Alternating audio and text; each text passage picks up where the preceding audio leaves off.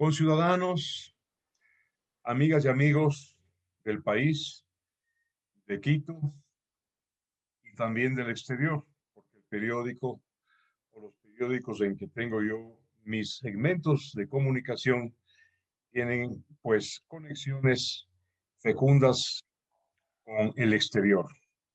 Saludamos a ustedes y hoy vamos a tener la presencia de un distinguido ecuatoriano, el doctor Pablo Guerrero, de larga trayectoria pública y por supuesto meritoria.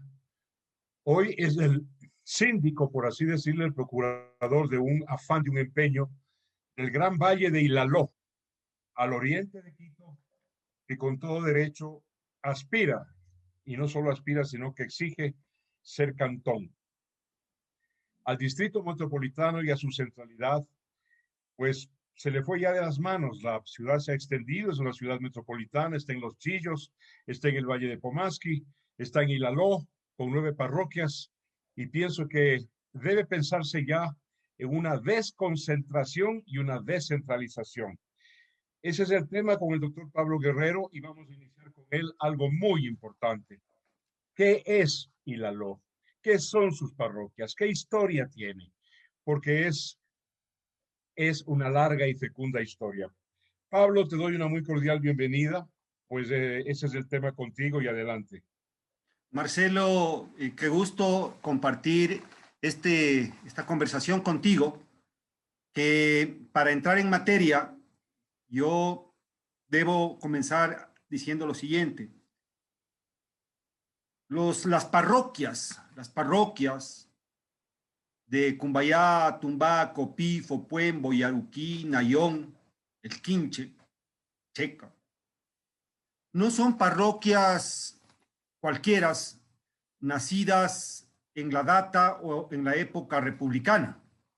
Son parroquias eclesiásticas que apenas iniciada la exploración y luego los efectos de la conquista, de cierta manera, ya de manera muy temprana, antes de 1550, 1560 y hasta 1600, ya tenías constituidas todas las parroquias eclesiásticas. ¿Pero qué era una parroquia eclesiástica? Y es que aquí viene el tema para darle una comprensión antropológica, sociológica, histórica a una personalidad social de los habitantes de Quito y de manera particular hoy del Gran Valle del Ilaló, que pretende ser cantón a través de la elevación de estas parroquias a la condición de un municipio. Decía que estas parroquias eclesiásticas jugaron un papel fundamental en lo que fue esa concepción de la universalidad católica cristiana que animó al hombre del Renacimiento a explorar en estas tierras americanas, ¿no? Entonces, las parroquias eclesiásticas fueron centros de difusión de luz, donde se evangelizó, en el mejor término de la palabra, a los habitantes nativos de América, obviamente de estas parroquias, y surge una historia de concordia, una historia del virreinato y de la Real Audiencia y de sus parroquias eclesiásticas, fundamental, donde hay una fecunda historia que debe ser reconciliada desde la contemporaneidad. Porque penosamente la historia ha sido instrumentalizada con fines políticos, Marcelo, y nosotros hemos creído como promotores de la Junta Cívica del Valle del Ilaló, también reconciliarnos con la historia en el derredor para que este cantón nazca como un espacio sin complejos históricos, sin complejos culturales, sin propaganda, y que recoja lo mejor de un proceso histórico dinámico que tiene desde 1534. No nos olvidemos que acá estuvieron las haciendas de Francisco de Atahualpa, el hijo de Atahualpa, el Auqui Capa, que era el príncipe heredero. Entonces aquí las parroquias de Lumbicí, anejos, aquí hay anejos, fíjate, de la época de Alfonso el Sabio, esa concepción del derecho castellano, ya se expresaba aquí en ciertos puntos geográficos de gente que todavía habita acá. Entonces, ¿qué queremos nosotros? Entendemos que hay un fundamento histórico que habla del hispanoamericano, porque no es cierto que han venido de Quito ahora nuevas personas a poblar Cumbayá y Tumbaco, no, no. Esto siempre hubo una gran movilidad social y siempre se convivió con el respeto absoluto a las tradiciones pluriculturales de los pueblos ancestrales desde el virreinato. Hay juicios donde el rey de España a través de cédulas reconoce a los pueblos originarios que te he comentado y sobre todo al pueblo yactayo de Pisicuyá y de Pinlla, que están propiamente en Cumbayá. Estos solo son dos, son los pueblos realmente nativos, originarios, antes de la llegada de los incas. Pero convivieron muchos años en el virreinato y en la República Temprana sin ningún problema. Pero ahora hay una amenaza mayor a este hábitat normal que ha generado una identidad local en la perspectiva mayor de la personalidad hispanoamericana. Hay una amenaza mayor que es el avance inmisericordia y poco estético de las urbanizaciones, que no está mal, pues las urbanizaciones. Sería una torpeza pensar que esto tenga que estar como en la época de los caciques o en la época de don Diego de Tapia, que fundó Ilumbicí, que también fundó San Gabriel, pues que es una ciudad muy antigua en el norte de la República, en 1535. Entonces, hay una amenaza gravísima a la personalidad social, histórica, al paisajismo, al hábitat, a una identidad que se ha hecho más fuerte con la visita y permanencia de muchos quiteños de los últimos 30 años, porque hay un boom evidente que no debe frenarse, pero que debe conciliarse con el antecedente histórico, cultural, paisajístico, y obviamente, como tú decías, Marcelo, Quito no tiene capacidad de reacción ni para Quito, peor para las parroquias. Y lo que es peor, Pablo, Quito tendrá este momento la legalidad sobre estos entornos, estos contornos, pero está perdiendo legitimidad. ¿Qué quiero decir? Los organismos de planificación urbana de Quito, allá en la centralidad, en la meseta, allá en la Plaza Grande, no tienen ningún derecho de agredir a través de aprobaciones, cambios de zonificación, aprobaciones de urbanizadores abusivos que están evidentemente en pos de lucro, de dinero, contrariando toda la tradición histórica. Y con esto no quiero interrumpirte más, sino darte la razón, porque esas parroquias eclesiásticas que fueron objeto de cédula real, como bien anotas, fueron más tarde refrendadas por una bula papal, conjuntamente con Zambisa, con la parroquia de Zambisa, de tal manera que hay una historia centenaria, Pablo. Adelante y mil disculpas por la interrupción. Sí, no, no, yo estoy de acuerdo. Esto es, yo no soy un historiador, pero sí soy aficionado a la historia. Quiero subrayar esto. Y con motivo de esa afición intelectual, conceptual, una vez que yo regresé de Europa, después de un largo viaje obligado por defender la libertad en el sentido más absoluto, en contra de el obscurantismo socialista del siglo XXI, yo estuve 6 años, 7 años fuera y regreso obviamente y encuentro un valle cambiado, Marcelo. Un valle en el que la belleza bucólica ya no existía, donde la paz ciudadana estaba alterada por el desorden de los vehículos, donde la polución era inmensa. Sin embargo, identifiqué que aún nuestro entorno es rescatable para construir una municipalidad que sea modélica. Y no quiero poner como ejemplo los cantones de Suiza, ni un cantón cualquiera, ¿no? Quiero entender que nosotros mismos solos, con buena intención, podemos darnos un ayuntamiento que recoja lo mejor de la evolución histórica del concepto de municipalidad, que también es muy antiguo.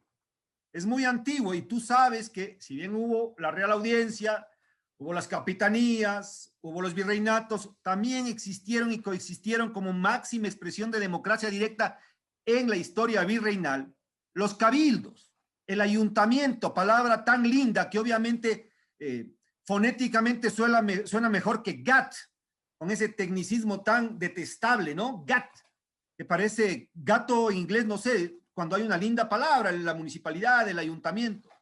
Entonces nosotros queremos rescatar lo mejor de la tradición municipal, que las personas que dirijan los destinos tengan el porvenir del manejo de esta zona, de estos pueblos circunvecinos, de estas parroquias que tienen una identidad histórica, puedan gobernarse por sí mismas. Pues Marcelo, no puede ser posible que el señor Yunda o el señor Pérez o quien fuere que vive a 200 o a 20, 40, 50 kilómetros de aquí, pretenda entender lo que es el entorno, lo que es la necesidad, la real cercanía del coordinador, del dirigente con el pueblo a que representa. Pues no hay otra manera. Entonces, nosotros hemos emprendido en una epopeya que va más allá de la coyuntura política, es metapolítica, va más allá de la política. Recoge las virtudes históricas de los pueblos ancestrales, de la tradición, obviamente, castellana, que trajo luz a estos pueblos, sin lugar a dudas, y cuyo entrevero es la raza viva cósmica que habita en toda Hispanoamérica. Nosotros queremos tener un cantón libre de prejuicios, que no sea racista, que viva los principios republicanos, que no es una decisión, porque aquí hay otra cuestión, pues uno cuando quiere emprender con ideas cívicas y patrióticas, no faltan las voces que están en su derecho de opinar en contra, como la presidenta de la Junta Parroquial, una señora que tengo entendido es de apellido Chuquimarca, doña Sonia Chuquimarca. Yo no soy un hombre protagónico en estas lides de la lucha de la Junta Cívica. Sin embargo, fui consultado por el señor presidente de nuestra organización, Juan Fernando Serrano Guarderas, y me dijo, ¿qué opinas? Y le dije, yo no voy a opinar nunca en contra de la señora Chuquimarca, pero voy a opinar en contra, Juan Fernando, si me permites, le dije, de lo que ella dice.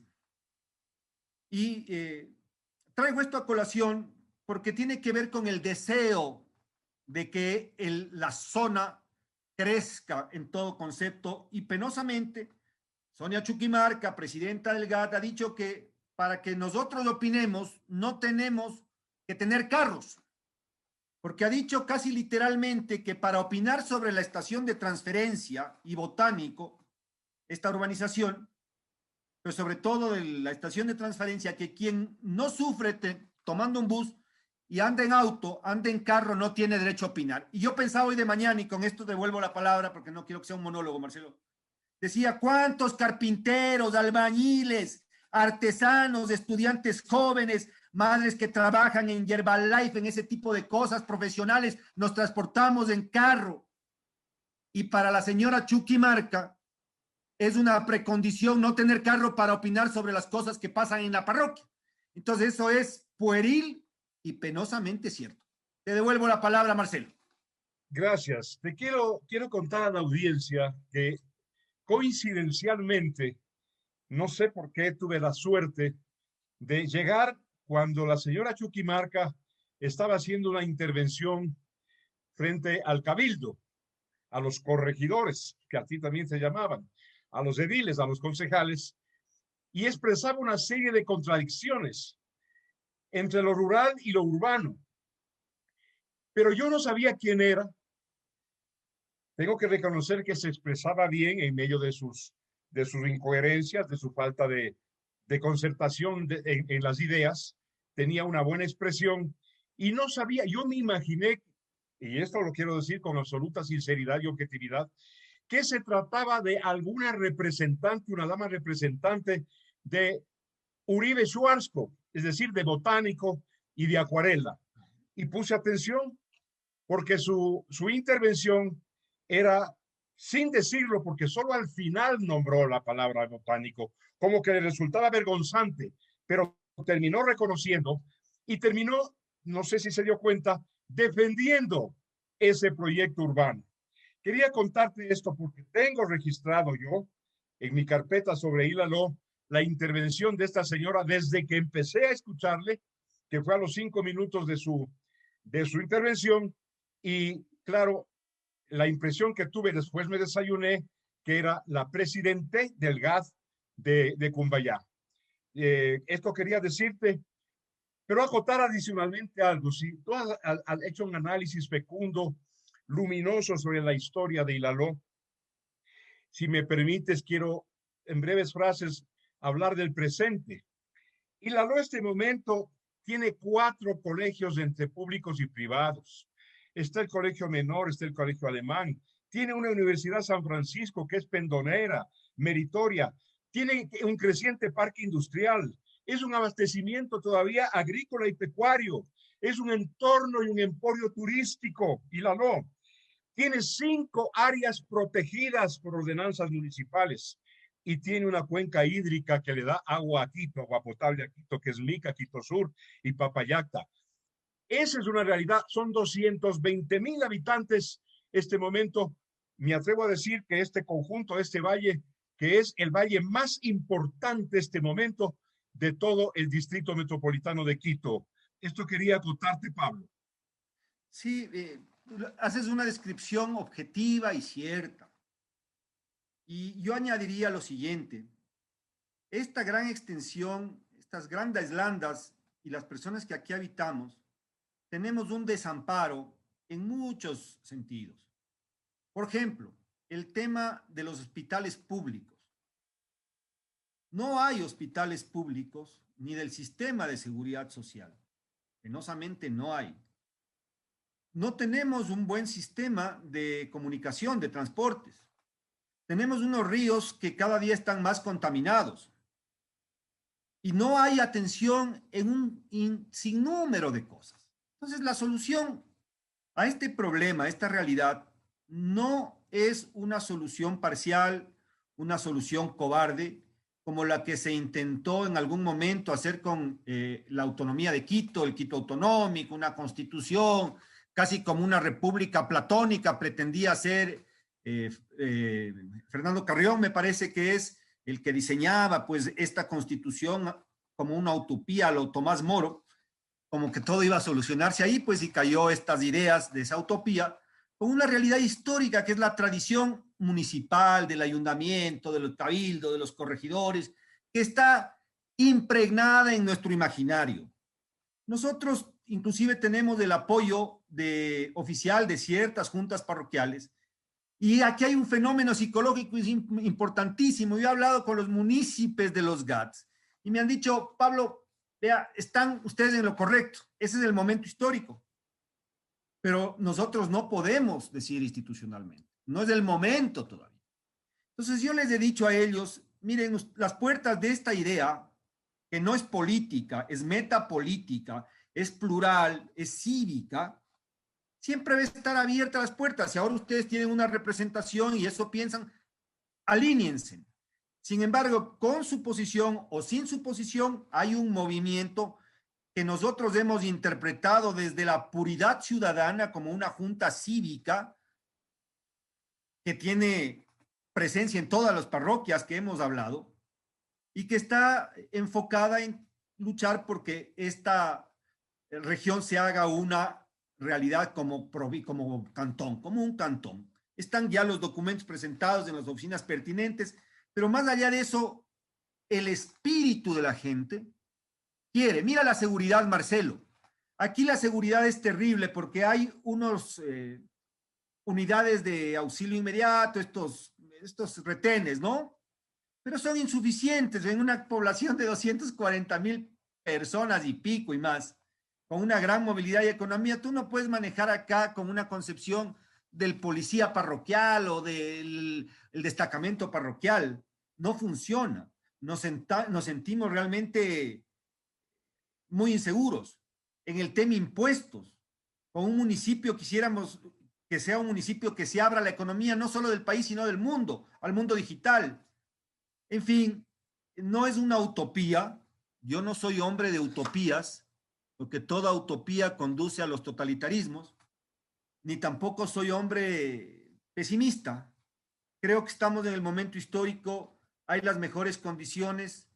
Ejemplo de ello es este crecimiento de las urbanizaciones que más allá de que tengan o no tengan razón, es un tema a mi juicio paisajístico y que no se vuelva las zonas importantes de Cumbayá como el libro de Camilo José Cela, pues no, La Colmena.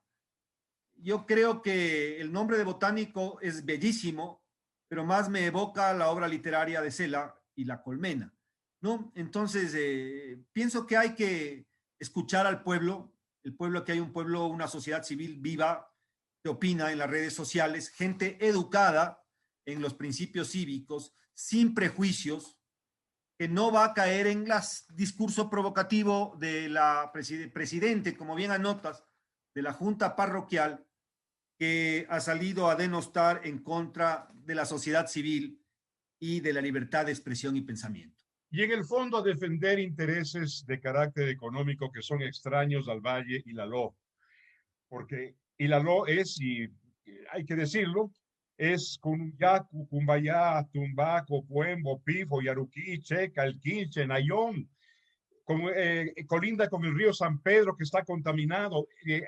El valle está casi abandonado por la centralidad municipal.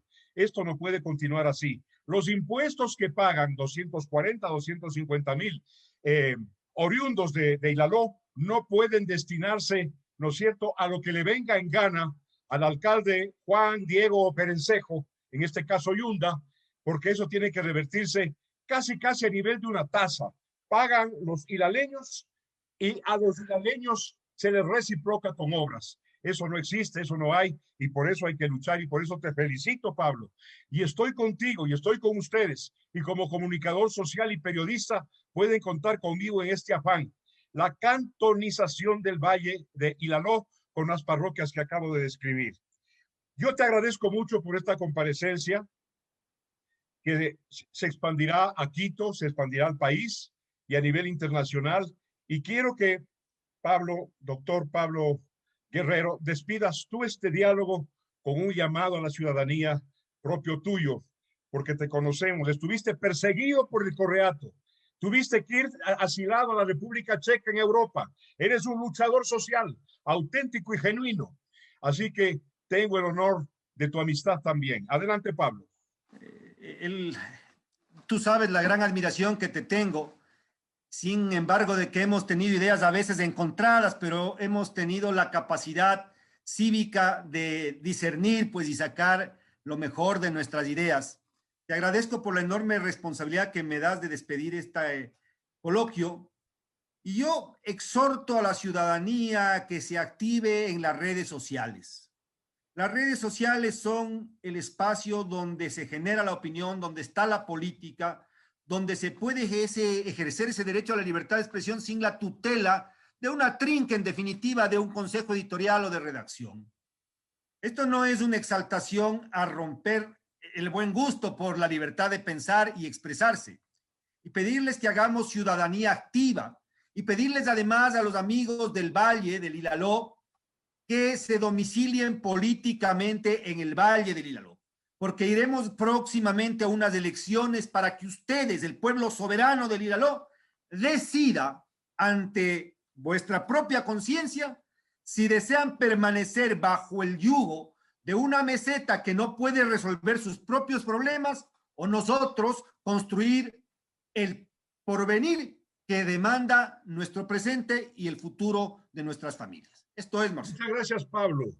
Ha sido para nosotros, para los espacios que tengo en los periódicos digitales donde trabajo, para YouTube, para Facebook, para Twitter, para Instagram, pues un verdadero placer y un honor contar con la voz del doctor Pablo Guerrero hoy en una legítima aspiración y exigencia de 240, 250,000 habitantes del maravilloso Valle de Ilaló, ¿no es cierto?, en pos de su cantonización. Un abrazo para ti, Pablo. Cuídate, gracias. Abrazos.